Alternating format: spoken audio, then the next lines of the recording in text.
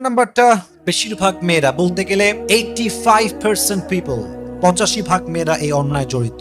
বেশিরভাগ মেয়েরা আসলে ভালো হয়, কিন্তু বান্ধবী চুজ করে চরিত্রহীন বান্ধবী। যেই বান্ধবীর কাছে হারাম relationship is just a common thing, যেই বান্ধবীর কাছে টিকটকে ভিডিও আপলোড দেওয়া জাস্ট আ কমন থিং, যেই বান্ধবীর কাছে পরপুরুষের কাছে ইজ্জত বিলিয়ে দেওয়া জাস্ট আ কমন থিং, যেই বান্ধবীর কাছে বেপর্দায় দেহ প্রদর্শন করিয়ে চলা it's just a common thing. এরকম বান্ধবী যেই মেয়ে বানিয়েছে, সে চরিত্রবান হলেও কি হবে, তার চরিত্র নষ্ট হতে বেশি দিন সময় লাগবে না, ঠিক কিনা বলে? এজন্য আমরা সব সময় বলি, সঙ্গদোষে লোহাও কিন্তু ভাসে।